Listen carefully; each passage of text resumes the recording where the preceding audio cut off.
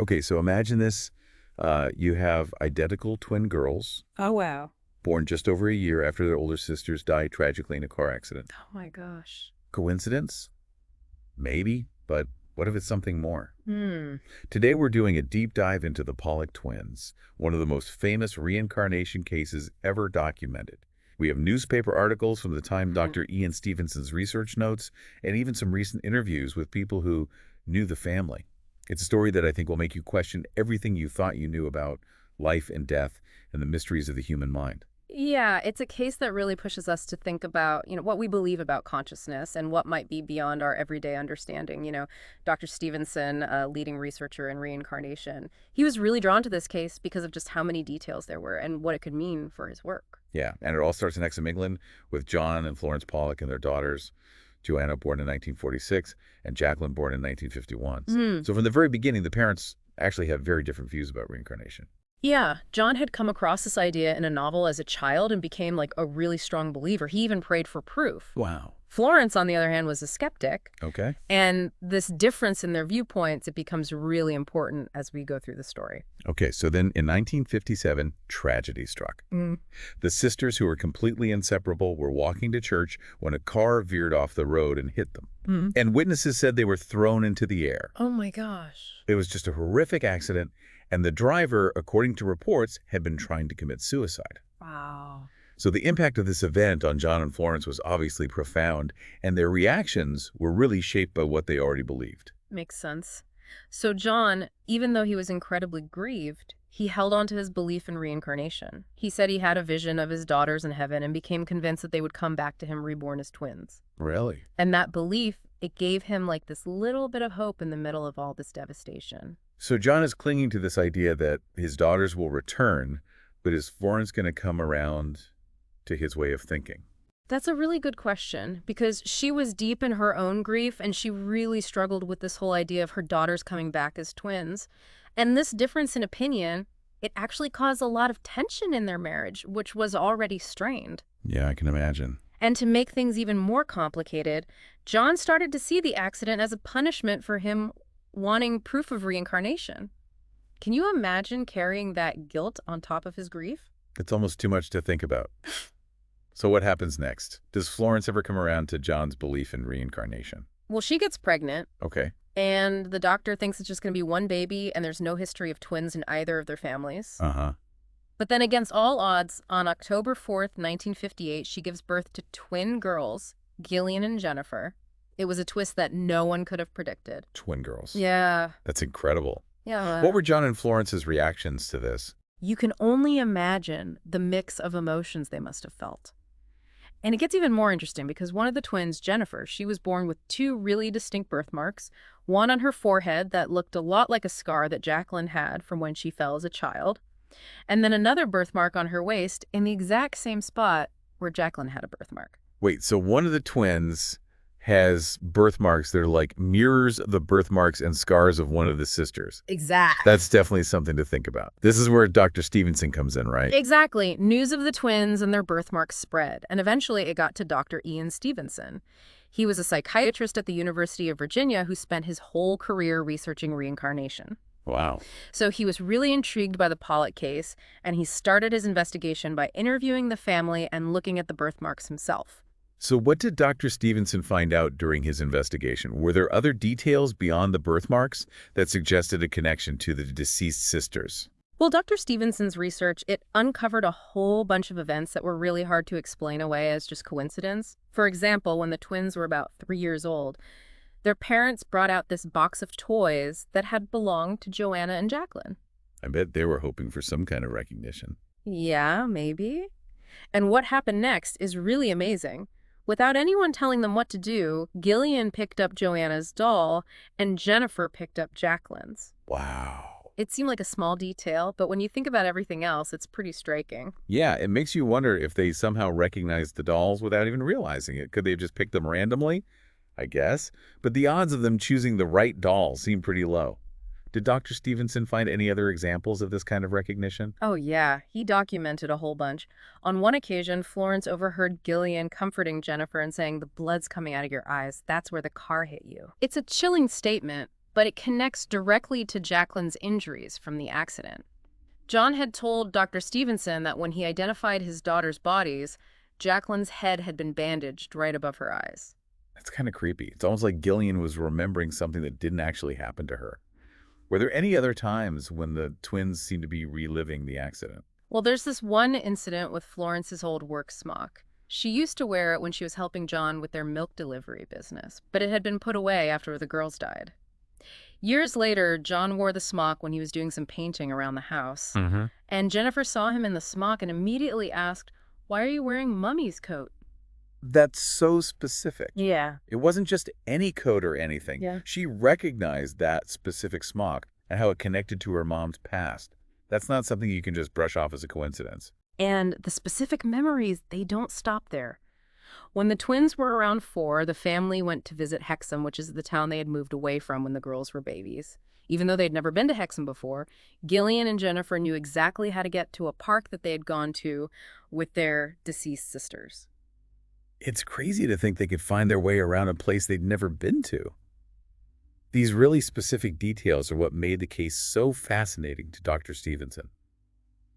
Did he also look into the twins' personalities? Were they similar to Joanna and Jacqueline? According to their parents, there were some definite similarities. Gillian, like Joanna, was more outgoing and kind of motherly towards her sister Jennifer, like Jacqueline was more quiet and reserved. Understood. Even small things like how they liked to comb their dad's hair. It was just like their deceased sisters. Wow. It's almost like Joanna and Jacqueline's personalities got passed down to the twins. So at this point, it seems like there's a pretty strong case for reincarnation, right? Case closed. Well, not quite. While the evidence is definitely compelling, it's important to look at this case critically. Extraordinary claims need extraordinary evidence, and there might be other explanations we need to consider. So what are some of the other explanations? What else could be going on here? One theory is maternal impression, which is the idea that a mother's really strong feelings or experiences during pregnancy can affect the baby. Some researchers think that Florence's intense grief and her subconscious wish for her daughters to come back could have influenced how the twins developed both physically and behaviorally. That's interesting. But is there any real evidence that a mother's thoughts can actually shape a child in such a specific way? Can grief really create physical traits like birthmarks? It's a controversial theory, and scientists don't all agree on it. There's not a lot of solid evidence to prove that a mother's feelings directly cause specific physical traits in their child. But this idea of maternal impression has been around for a long time, and many cultures have beliefs and stories about it. It's something that's worth looking into more. It sounds like we're getting into some pretty uncharted territory here. What are some other possible explanations for why the twins are so similar to their deceased sisters? Another argument focuses on John's strong belief in reincarnation. Some critics say that he might have either intentionally or unintentionally influenced the twins' perceptions and encouraged them to act in ways that supported his beliefs. So you're saying he might have basically coached them to remember things that fit with what he believed. It's possible, and it shows how important it is to think about all the possible influences in a case like this. It's also worth remembering that kids are super perceptive and can pick up on little hints from adults. Yeah, that's true. It's totally possible that the twins learned about their deceased sisters from family stories and conversations and then absorbed those details and made them part of their own understanding of the world. Yeah, kids are really good at filling in the blanks, especially when it comes to fantastical stories. So how did Dr. Stevenson address these counterarguments? Did he acknowledge the possibility of the parents' influence or the impact of family narratives? Yeah, he did. He talked about these alternative viewpoints in his research and recognized how powerful suggestion can be and how both parents could have unconsciously influenced the twins. But he still believed that the very specific memories, the unique birthmarks, and the consistent similarities in behavior were too much to just dismiss as the result of parental expectations or imaginative play. It makes you think, if it was just about hearing family stories, why wouldn't both twins have the same level of memories and behaviors? Why was it so much stronger in Jennifer? That's one of the main things that Dr. Stevenson tried to figure out. To make his argument stronger, he used his research on identical twins who come from the same fertilized egg and have the same DNA. He found lots of examples where identical twins were very different in how they looked and acted, which suggests that genes can explain everything about how people develop. So even if twins have the exact same DNA, they can still be different in ways that we don't fully understand. Did he mention any specific cases that showed this? One really interesting case is the Ishwara twins in Sri Lanka. One of the twins had a birthmark that matched a fatal gunshot wound that a man had. The twin claimed to remember being that man in a past life. The other twin, even though they had the same DNA, didn't have that birthmark. Wow, that's a pretty strong argument against the idea that it's all just genetics. It adds another layer of mystery and suggests that there might be things happening that we don't understand scientifically. But in the end, did Dr. Stevenson ever say that he had absolute proof of reincarnation in the Pollock case? He was very careful in how he presented his findings. He laid out all the evidence, acknowledged different points of view, and left it up to each person to decide what they believed. He never said he had absolute proof because he knew how complicated and difficult it is to study these kinds of things. So what happened to the Pollock twins as they grew up? Did they keep those vivid memories of their past lives? That's where things take another interesting turn. We left off talking about what happened to the Pollock twins as they grew up. Did they hang on to those really vivid memories they had as kids? Well, that's where things get even more interesting. As the twins got older, their memories of a past life, they started to fade away. It was almost like they were dreams disappearing when you wake up. That's kind of surprising. Mm. You'd think those experiences, especially with all the attention the case got, would have stuck with them. It's actually something Dr. Stevenson noticed in a lot of his reincarnation cases. Kids often have these super detailed memories of past lives, but those memories, they tend to go away as they get older and start to form their own identities and have new experiences that shape how they see the world. So did Gillian and Jennifer completely forget about their supposed past lives as Joanna and Jacqueline? Did they grow up believing they were their sisters reborn? By the time they were adults, they said they didn't really remember much of those things they talked about so vividly as kids. They lived pretty normal lives. They got married and had their own families. Did they still believe that they were reincarnations of their sisters, or were they more skeptical? It seemed like they kind of accepted it without making it their whole identity. They acknowledged it was possible and respected what their parents believed, but they didn't let it take over their lives. That sounds like a good balance. Yeah. Not completely ignoring their childhood experiences, but also not letting them define who they are. But didn't you say something even more interesting happened? What was that? Yeah, so in 1981, Gillian started having what she called inner visions. These were like really vivid images that would pop into her head. Visions, like premonitions or dreams? Not really. They were super detailed and specific. In her visions, Gillian saw a house and garden, and it was all very clear. She described lawns, orchards, and even a sand pit where she saw herself playing with her brothers. It sounds like a memory, but you said she had never actually been to this place. And that's what makes it so amazing. The house and garden Gillian described were exactly like a place where the Pollock family lived when Joanna was a toddler. Gillian had never been there in this lifetime. So even though she didn't consciously remember Joanna's life anymore, these super detailed images were coming from somewhere deep inside her mind. It really makes you wonder about how memory works and where those impressions are stored. Maybe it's in the individual mind, or maybe it's somewhere else we don't understand. Yeah, it's both fascinating and a bit creepy to think about what else might be hidden in our subconscious waiting to come out.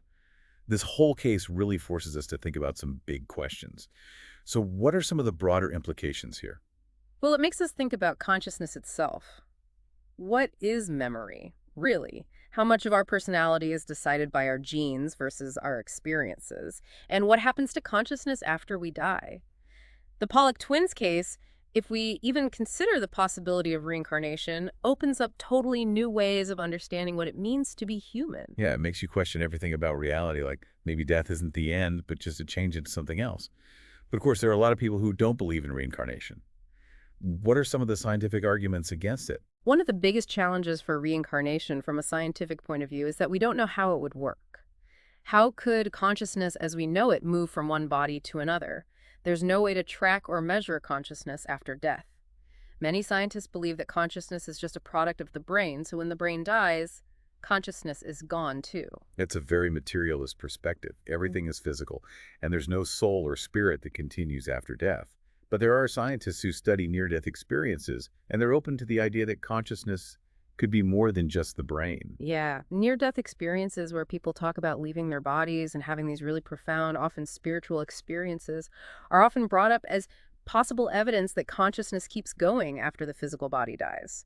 Some researchers say that these experiences give us a glimpse into a reality beyond our material world, a place where consciousness might exist without a physical form. It's like imagining another dimension, one that we can't see with our normal senses, but that might be accessible in certain situations, like during these near-death events. And if consciousness can exist separately from the body, maybe it's not such a big leap to think about it finding a new home, so to speak, through reincarnation. Right.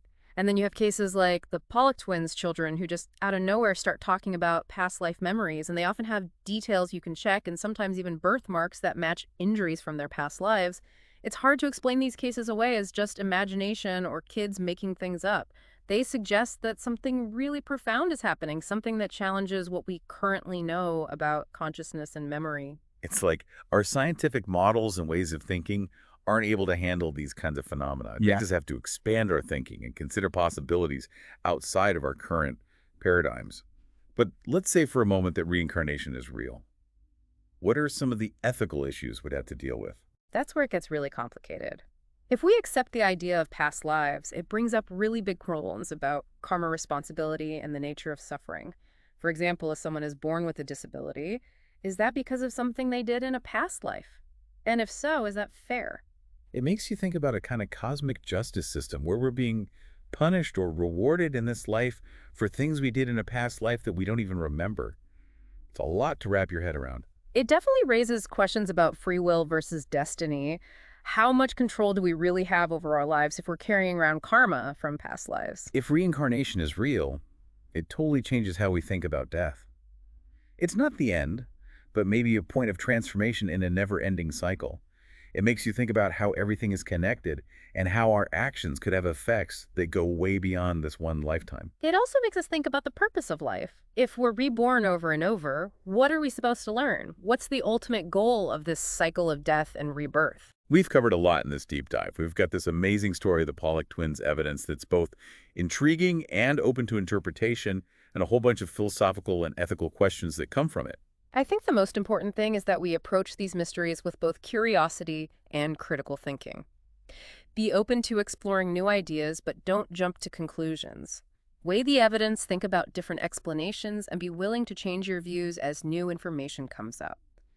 Whether or not we believe in reincarnation, it makes us ask really big questions about consciousness, the meaning of life, and the mysteries that might be out there beyond what we can understand right now. Yeah, it's a journey of discovery, not just about reincarnation, but about ourselves and the universe we live in. Maybe someday science will give us more concrete answers. But for now, we keep exploring. If you want to learn more about the Pollock twins case, you should check out Dr. Ian Stevenson's research. We'll put some links in the show notes, and we'd love to hear from you. What are your thoughts, experiences, or questions about reincarnation? That wraps up our deep dive into the Pollock twins and the mystery of reincarnation. Thanks for joining us on this fascinating exploration. Until next time, keep those minds open and keep exploring.